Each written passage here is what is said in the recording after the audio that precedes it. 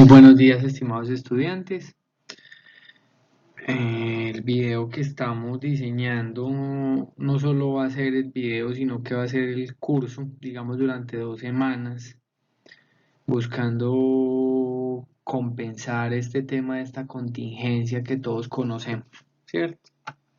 Lo importante de esto es aprender que estas, digámoslo así, novedades salen grandes resultados. Entonces, como decía Charles Darwin, no es el más fuerte, sino el que sepa adaptarse a los cambios. Y dentro de la ingeniería industrial, uno de los factores importantes es aprender a adaptarnos a este tipo de situaciones o a este tipo de cambios. Por ende, las clases van a ser grabadas de esta manera y los voy a ir guiando por las actividades que vamos desarrollando, todo a través de la plataforma de Classroom. En eso ya llevamos, digamos, mucho tiempo y mucho adelante. Bueno, el tema del día de hoy son los micromovimientos. La misma palabra lo dice, micromovimientos pequeños. Porque si vemos y analizamos, al final vamos a ver un video, ese tipo de movimientos, si se hace de una técnica adecuada, se van a reducir tiempo inoficioso, se va a generar a la polivalencia de las personas, aprendan a hacer, a realizar diferentes acciones y mejore la calidad del trabajo, los tiempos de ejecución de una actividad y por ende también la productividad. Bueno, los micromovimientos, como lo habíamos visto en el tema anterior, hace parte del estudio de métodos, ¿cierto? Y se debe abordar el tema o el proceso como la operación. ¿Qué es la operación? Es buscar ese proceso, ese conjunto de acciones que se realizan para realizar una operación que busquen una mejora en ese trabajo, en esa acción que realiza el operario, ¿cierto? ¿A través de qué? De la observación. Observar sus movimientos y realizando el modo en que aplica el esfuerzo o la fuerza, ¿cierto? ¿Por qué? Porque sabemos que aplicar fuerza va a generar otro tipo de elementos que van a generar, que van a fatigar la persona y sabemos que una de las principales objetivos del curso también es eliminar ese tipo de situaciones, reducir el tema de la fatiga, provocando que su método de trabajo eh, genere alteraciones al quehacer y a la actividad diaria y a la productividad de las operaciones que se realizan. Es común que la mayor parte de las operaciones se presenten ciclos muy cortos de trabajo, sí, son actividades donde el movimiento es muy pequeño. Nos dimos cuenta en las actividades que realizábamos, por ejemplo, cuando estuvimos haciendo los sándwiches, que hay operaciones que son muy corticas y no tenemos ese análisis y no tenemos cómo cuantificar esos micromovimientos. Y también son ciclos muy repetitivos. En la industria encontramos que hay ciclos que se realizan muchas veces dentro de una actividad normal que se realiza, ¿cierto? Lo cual contribuye a una oportunidad de mejora de la operación. ¿Por qué una mejora? Porque si nos damos cuenta y empezamos a analizar que son movimientos repetitivos y podemos buscar la mejora a cada uno de esos micromovimientos, podemos encontrar una mejora o una oportunidad de mejora, ¿cierto? Por eso se debe analizarse con más detalle y determinar dónde es posible ahorrar movimientos, esfuerzo y ordenar la sucesión de los mismos. Entonces, nos damos cuenta y concluimos que el estudio de micromovimientos tiene como objeto dividir la actividad humana en movimientos o grupos de movimientos llamados TERBLIX, ¿cierto? Es muy importante esta palabrita. ¿Por qué es importante esta palabra? Porque la vamos a empezar a escuchar mucho, los TERBLIX, ¿cierto? O micromovimientos. También es importante poder indagar más del tema. ¿Por qué? Porque acá solo se habla de una parte, pero lo importante como ingenieros industriales es conocer muy bien cómo funcionan esos TERBLIX y más a fondo porque nos pueden ayudar o quienes se encarguen de trabajar procesos de producción continua o donde vamos a ver que la mano de obra es no calificada y se necesitan muchos movimientos, ahí podemos enfatizar mucho y es importante. Estudio de movimientos. ¿cierto? Lo habíamos hablado en algún momento, que era un matrimonio de Frank Bunker y Gilbert, Frank Bunker Gilbert y Lillian Moller Gilbert, quienes ampliaron este trabajo y desarrollaron lo que hoy se conoce como estudio de micromovimientos. Fue lo mismo que hablábamos de estudio de movimientos en su momento, ¿cierto? Movimientos muy pequeños, y ellos hicieron parte o denominaron esos micromovimientos en 17 movimientos fundamentales, a los cuales se denominan TERBLICS. Son 17 movimientos fundamentales. ¿Por qué fundamentales? Porque hacen parte del proceso de la actividad diaria de un trabajador. Las 17 divisiones básicas pueden clasificarse en eficientes e ineficientes. La misma palabra nos dice: eficientes, generan eficiencia, sirven y son productivos, ¿cierto? Y los eficientes, bueno, acá apenas escribí los puse en ineficientes. Los eficientes, ¿cierto? Son productivos. Y los ineficientes son improductivos. Los primeros, digamos, ¿qué hacen? Contribuyen, o sea, los eficientes contribuyen directamente al avance o la actividad o el desarrollo del trabajo, ¿cierto? ¿Qué quiere decir eso? Le agregan valor a la operación. Estos TERBLICS con frecuencia pueden reducirse, pero es difícil eliminarlos por completos. ¿Por qué? Porque hay operaciones que las realizan las personas y hay operaciones que no podemos eliminar por completo porque es el quehacer del operario. Y los ineficientes no agregan valor al trabajo, y el objetivo, ¿cuál puede ser? Reducirlos hasta eliminarlos, aplicando los principios del análisis de operación y el estudio de movimientos. Bueno, aquí los vamos a ver en dos categorías: los TERBLICS eficientes. Yo lo veo por acá, no, TERBLICS eficientes están divididos en alcanzar. Hay una sigla que los va a determinar, que es AL. Alcanzar es levantar la mano o buscar algo en un sitio, en un puesto de trabajo o en un espacio determinado. Tomar es la T, es coger algo. Mover es desplazar algún elemento, es la M. Soltar es diferente a tomar, una cosa es tomar, otra cosa es soltar, se le conoce como SL. Ahí se me fue un punto. El siguiente es ensamblar. Ensamblar es la letra E, la sigla E. Y ensamblar es introducir una pieza en otra, puede ser agregarle la tapa a un lapicero, ¿cierto? Desmontar sería lo contrario, sería quitar ese ensamble, sería quitarle la tapa al lapicero. Usar es: cojo una herramienta y empiezo a utilizar esa herramienta, se da por la U. Y preparar posición. ¿Qué es preparar posición? Todo el tema de alistamiento. Sabemos que yo alguna vez les ponía el ejemplo cuando yo preparo todo para la clase. Pongo el computador en una posición, marcadores, mi bolso, mi termo, todo lo preparo. Entonces sería un TERBLIC eficiente, o sea, estas opciones serían las eficientes. Contrario a ellos existen las ineficientes, las que buscamos reducir hasta eliminar, hasta el punto de eliminar. Dentro de las ineficientes se encuentran buscar, es la B. ¿Por qué ineficiente? Porque se supone que si estoy preparado no tengo que buscar. Seleccionar. Se supone que si yo tengo todo preparado no tengo que llegar a seleccionar porque todo está en su sitio y todo está en su posición. Inspeccionar. Si bien hay una actividad de inspección que se pueda realizar dentro de una operación, inspeccionar en mi operación no sería eficiente, sino es una actividad complementaria a ese proceso. Demora evitable. Una demora evitable, ¿cuál? Un ejemplo muy simple. Cuando no tengo material en el puesto de trabajo y tengo que ir a buscar más, es una demora evitable. ¿Cómo la elimino? Generando un buffer, un almacenamiento temporal en mi proceso, o buscando elementos que me ayuden a eliminar. Si pueden ser el más común es los buffers. Almacenamientos temporales antes del puesto de trabajo para evitar que el puesto quede desabastecido, ¿cierto? Demoras inevitables. Sí, muchas veces son que no están o no hacen parte de mi proceso y son difíciles de controlar. Mi proveedor me queda mal, ¿cierto? aunque al final se pueden generar esas inevitables, pueden ser evitables, porque si cambio proveedor puedo mejorar muchas situaciones. Y si minimizo el riesgo, lo que voy a hacer es que eliminar ese tipo de situaciones. Y es importante. Demora inevitable es la de I.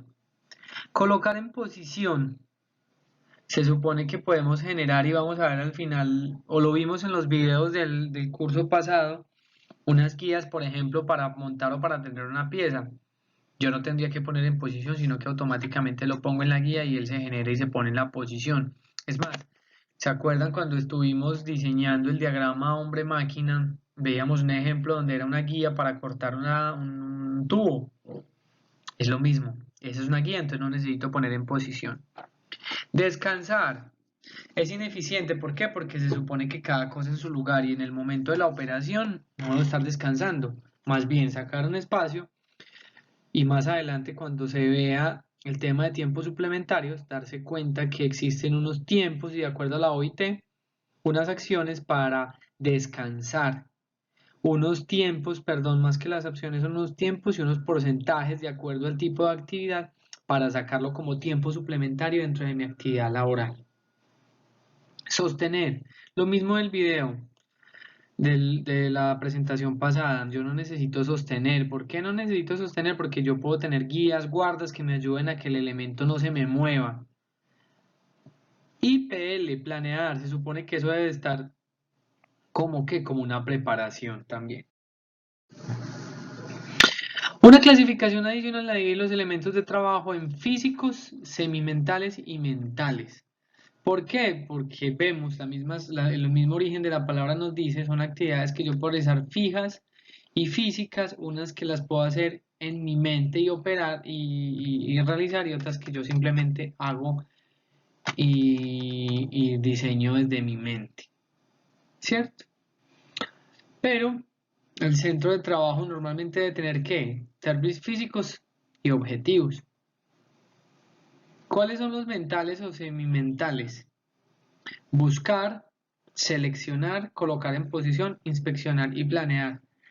Esta subdivisión es similar a la anterior, solo que ya está en otros elementos, más no productivos o improductivos, sino como de acuerdo a una categoría, si son mentales o semimentales, si son retardos o dilaciones, son que toda la parte de retrasos y de descanso, ¿cierto? De naturaleza física o muscular, ya son operaciones donde necesitamos movernos, mover nuestro cuerpo, nuestras partes del cuerpo. La vemos como alcanzar, mover, soltar, precolocar en posición. Y de naturaleza objetiva y concreta, usar, ensamblar y desensamblar. ¿Cierto? Vamos a mirar un video para conocer muy bien cómo funciona esta parte. Listo, vamos a mirar el video. Ya voy a mirar cómo lo podemos hacer.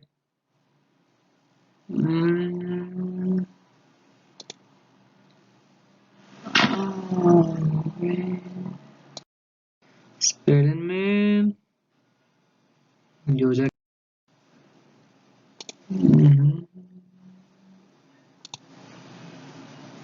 A ver, ya la miro por acá.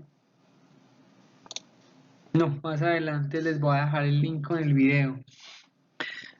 Por estar en la presentación y en la grabación no me deja cambiarlo. Listo.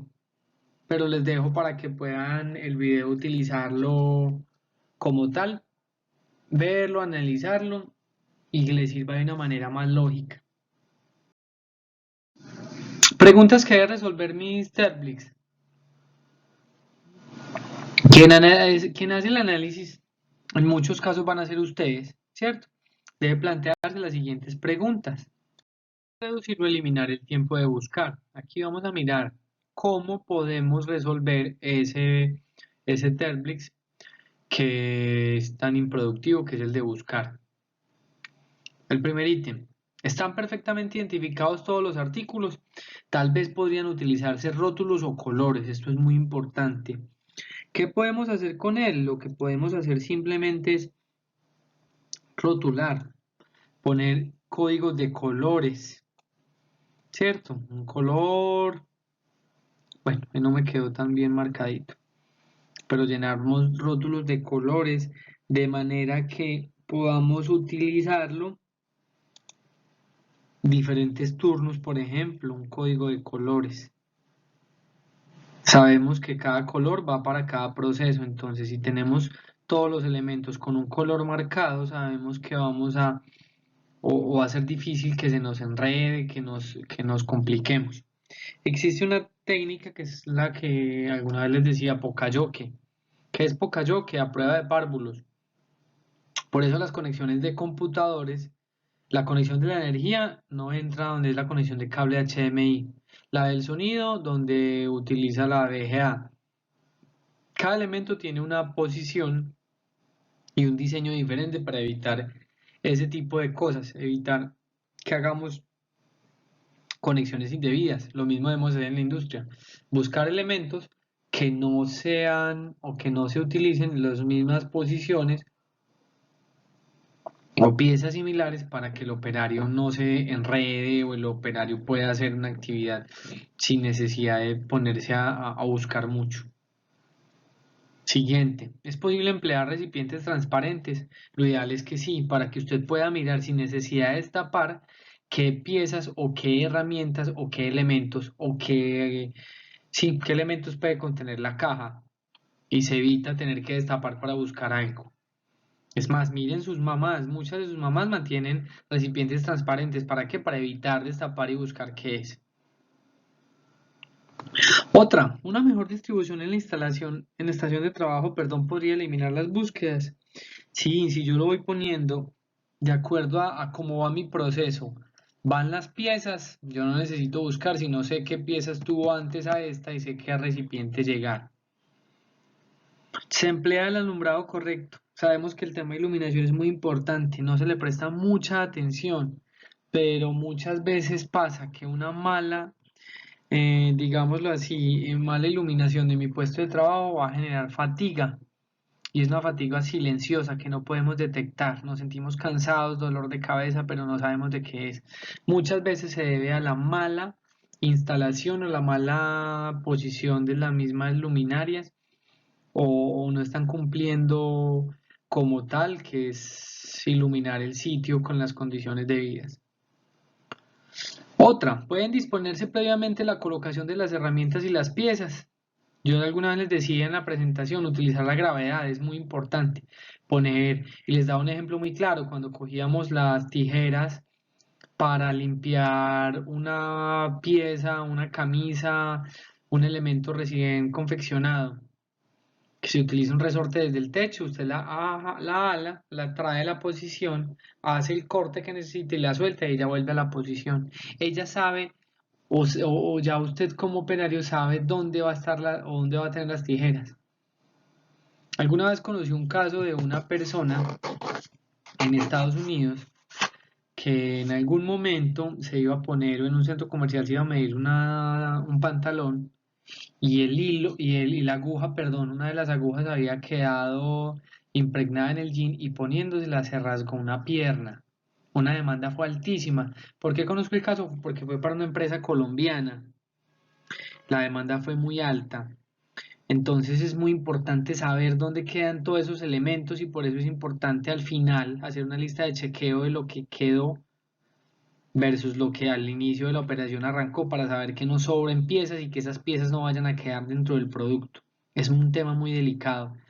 En alimentos se busca controlar también que esos elementos no vayan a quedar en el alimento porque al final eso va para el consumo humano y puede generar algún tipo de reacción.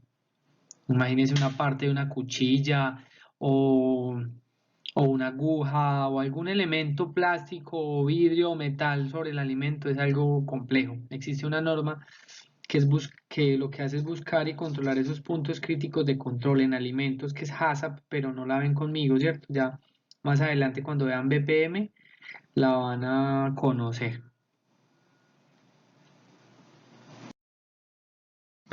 Bueno, el siguiente es seleccionar. Para eliminar ese término que el analista debe preguntarse. ¿Son intercambiables las piezas más comunes? Ya alguna vez dábamos el ejemplo, por ejemplo, con el ensamble de motocicletas, que hay piezas, que hay empresas que diseñan las mismas piezas para diferentes modelos. Para ellos es, digamos, lo eficiente en dos sentidos. Uno, porque el tiempo de alistamiento entre una línea de ensamble y otra se va a reducir. Segundo, porque va a eliminar esa opción de tener que el operario seleccionar la pieza, sino que si son la misma pieza para diferentes motocicletas pueden ensamblarla de la misma manera. No solo aplica para motocicletas, para muchas cosas más también aplica. Segundo, pueden estandarizarse las herramientas. Es mirar si esas herramientas pueden servir. Cuando estamos hablando de un estándar, esas herramientas pueden servir para diferentes ensambles, como anteriormente se tenía cerca de 18 19 tipos de llaves para desensamblar un motor en una línea de ensamble. Ya son más o menos 3 y 4 llaves. Entonces, ¿qué hace? Se estandarizan el tipo de herramientas para evitar tener que cargar con muchas herramientas, utilizar muchas herramientas y sea eliminar ese tiempo de seleccionar qué tipo de herramienta es la adecuada para ensamblar o desensamblar una pieza. Tercero, se guardan las piezas y los materiales en la misma caja. Ojo, es muy importante, cada cosa en su lugar, porque nos hace buscar todo en un mismo sitio y si no tenemos seleccionado un sitio para cada cosa nos vamos a demorar más para seleccionar algún tipo de pieza. Siguiente, ¿sería posible emplear un estante o una bandeja para facilitar la colocación de las partes? Es necesario, es muy importante utilizar una mesa de trabajo adecuada con medidas, condiciones, materiales idóneos porque las piezas van a necesitar muchas veces ponerse, fijarse en una posición y lo ideal es tener un espacio ideal para los elementos. Tomar. ¿Sería aconsejable que un operario tomara más de un objeto de pieza a la vez? Es mirar, es analizar. Si muchas veces cogemos diferentes piezas en la mano y nos toca soltarlas porque no nos da, entonces mirar qué tanto puede tener la persona en la mano y qué tanto puede o qué operaciones puede realizar en un solo ciclo. Siguiente, podría emplearse una CIR de contacto en vez de uno de levantar. Mm, ¿Qué quiere decir? Que podría acercarse a los objetos resbalando en lugar de tener que tomarlos acarreados. Lo que yo les decía, buscar la gravedad, buscar elementos que faciliten el desplazamiento y que sean de menos costo. Siguiente, podrían acercarse a la colocación de herramientas o piezas para hacer más fácil su aislamiento. Lo expliqué en en la diapositiva pasada. Es más fácil utilizar herramientas de colocación que tenerlas por ahí sueltas. ¿Sería posible utilizar un transportador, un equipo, una guía, un cama baja, por ejemplo, para mover las piezas y evitar la fatiga que la persona tenga que cargar, que tenga que poner al hombro?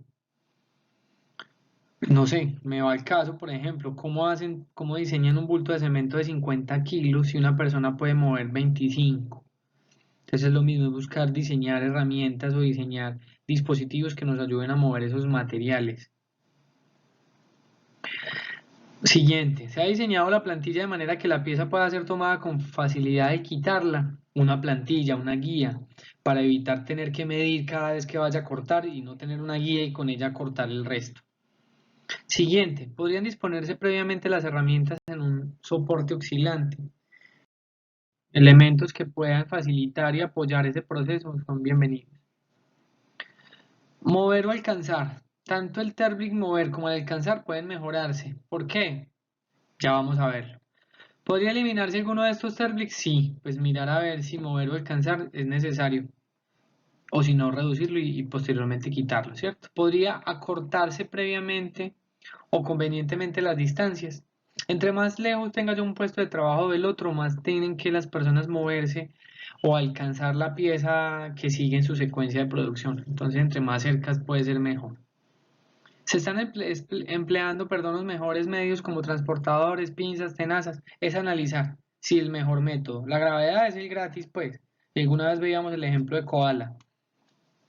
Siguiente. Se emplean las partes apropiadas del cuerpo como los dedos, la muñeca, el antebrazo y el hombro. Lo vimos en la presentación pasada. Sabíamos que cada elemento tiene una parte del cuerpo y por eso es muy importante conocer cada una de esas especificaciones de la operación que estoy realizando para mirar si la parte del cuerpo es la ideal. Mm, ¿Sería posible utilizar canaletas de gravedad? ¿Podría efectuarse los transportes de equipo mecanizado y aparatos de pedal? ¿Pueden eliminarse los cambios bruscos de dirección? Son básicamente, ¿por qué cambios bruscos de dirección? Porque sabemos que los cambios bruscos generan fatiga, generan de pronto, muy seguidos pueden generar condiciones no adecuadas de la realización de la actividad. Entonces es muy importante conocerla y eliminar ese tipo de cambios bruscos de dirección en la realización de alguna actividad. Sostener. Este elemento casi siempre puede eliminarse respondiendo a estas preguntas. Puede usarse una plantilla mecánica, ¿cierto? Podría emplearse la fricción para sostener. ¿Qué es la fricción? Es esa fricción de que yo puedo poner algo sobre un elemento, utilizar algún tipo de actividad o de acción para poder. Listo, entonces, importante, sería factible usar un dispositivo magnético para cargar, es muy importante, un imán para mover metal, funciona. Podrían utilizarse dispositivos de sujeción gemelos, todas las guías, todas las mordazas, todo eso nos puede servir para sujetar elementos. Soltar, para mejorar o eliminar el tiempo de soltar, el analista debe planearse las siguientes preguntas. Puede soltar o llevarse a cabo en tránsito. ¿Qué es eso? O sea, si puedo soltar o si en el momento de tenerlo puedo coger y puedo utilizar. Bueno, se podría utilizar un expulsor mecánico. Es una pieza, digamos, que utiliza un resorte que me puede ayudar a mover algún tipo de elemento. Son adecuadas y de buen tamaño las cajas que deben alojar la pieza después de soltarla. Si es la cantidad de cajas, si es el tamaño de cajas ideal para poder realizar ese tipo de acciones. Podrían soltarse varias piezas al mismo tiempo, es mirar dónde las vamos a soltar o dónde las van a recoger. Colocar en posición. El colocar en posición generalmente puede ser eliminado o mejorado contestando estas preguntas de verificación. ¿Cuáles son las preguntas de verificación? Son simples. Acá podemos mirar que medios como que una guía, embudo, boquilla, topes, un soporte, ¿cierto? Todo ese tipo de elementos que ayuden a que la pieza pueda ponerse en una posición. ¿Sería posible cambiar las tolerancias? Sí, digámoslo así, si la guía que me va a ayudar a tener la pieza en posición tiene una tolerancia muy pequeña, va a ser más difícil ponerla. Entonces es muy importante mirar la tolerancia que debe tener la pieza para incluir la posición. Siguiente. Digámoslo así, podría o sería conveniente poner bueno, convendría o se podría granetear o avellanar un hueco. ¿Qué es granetear? Sería hacer por medio de una herramienta que se llama granete, unas guías, o sería como marcar los puntos antes de generar el agujero. ¿Sería factible usar una plantilla? Sí, si es una guía, si es necesario utilizar una guía para eliminar esa tolerancia o ese margen de error que puede generar ponerlo en una posición inadecuada. Están agudizando las rebabas el problema de colocar en posición. Si una rebaba, que es el material sobrante en un proceso de inyección, está muy grande y no puede ponerse la guía, entonces sí es necesario cortar esas rebabas a tiempo, mirar cómo lo podríamos manejar. Y podría hacerse que la pieza o objeto situado señale o sirva de marca piloto. Podemos hacer que una pieza que se genere como guía o como pieza de señales sirva de marca para el resto de posiciones. Precolocar en posición. Puede utilizarse en la estación de trabajo un dispositivo para sostener las herramientas en la posición conveniente. Si podemos utilizar muchas veces cuando vemos, por ejemplo, el taladro vertical, vemos que está sobre una estructura, ¿cierto? Ese dispositivo es esa herramienta en posición. Ellas pueden quedar suspendidas y pueden quedar en gravedad, pueden quedar altas o en una posición que sea simplemente moverlas y listo. Es posible utilizar una guía. Es posible utilizar alimentación por cartuchos o magazines. ¿Son qué? Son guías de elementos seguidos, o sea, como una cinta de materia prima. Podrían utilizarse un dispositivo para apilar las piezas. Si las piezas se pueden apilar, ¿cierto? Y sería factible usar un dispositivo giratorio para apilarlas más fácil. Inspeccionar. Podría eliminarse la inspección o combinarla con otra operación. Ya lo habíamos visto de pronto cuando veíamos el elemento de la inspección, operación de inspección. Se podría emplear calibres o calibradores de prueba de tipo múltiple, o sea, buscar que podamos calibrar o utilizar guías ya calibradas, evitando tener que inspeccionar o tener que revisar cada uno de los elementos.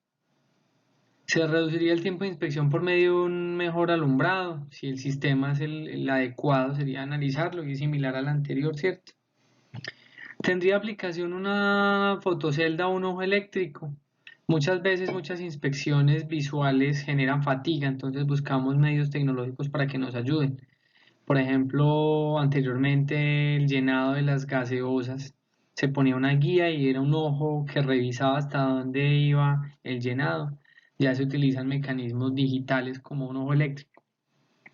Justificaría el volumen de la producción una inspección electrónica automática. Sí, hay que ver si es costo-beneficio. Si ese volumen de producción justifica un ojo electrónico, porque el costo, sostener ese equipo, los insumos, es alto.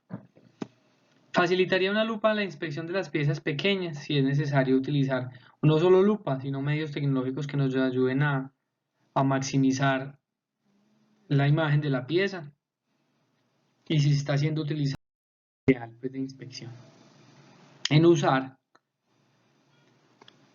podría emplearse una plantilla en un dispositivo, pues ya le hemos hablado, esta de usar ya las han sido, digamos, similares a las anteriores. Bueno, este descansar es que si son las condiciones de trabajo respecto a temperatura, humedad, ventilación, ruido, luz y otras. Si las alturas, los puestos de trabajo o los bancos de trabajo en la industria tienen la medida ideal. Es posible que el operario se siente y esté de pie alternativamente mientras trabaja, poder que la persona combine esas dos posiciones. No sé si han visto cajeras de supermercados que pueden tener una guía, pueden tener una silla y pueden trabajar en unos momentos sentadas y otros paradas. Si podemos emplear medios mecánicos para manejar cargas pesadas, ¿cierto? Conoce el operario sus necesidades, en promedio las calorías que se quema por día. Normalmente son 2.400 calorías que se realizan o se queman por actividades sedentarias, o sea, en un puesto de trabajo. Para un trabajo manual ligero, una operación sentada pero moviendo piezas o moviendo elementos son 2.700. Para labores de tipo medio son 3.000 y para un trabajo manual pesado son 3.600 calorías. Entonces, si es adecuada la ingesta de calorías que tiene el operario o la alimentación. Hay muchas empresas que suplen el servicio de alimentación por lo mismo, por tener un control de la ingesta de alimentos y si la persona se está, digamos, alimentando bien para la actividad que está desempeñando. Eso nos puede convertir en una enfermedad general al tiempo en la empresa. Para ampliar más explicación está este video, ¿cierto? Entonces les dejo dos links. El primero en la diapositiva 5, si no estoy mal, y esta la última. Adicional las voy a dejar por fuera para que ustedes lo pongan en Classroom, para que ustedes lo tengan y conozcan muy bien cómo, cómo funciona este tema de los Terblix. Listo, una feliz tarde y espero disfruten este tipo de conocimiento o alternativa que nos está brindando en este momento la universidad. Un feliz día.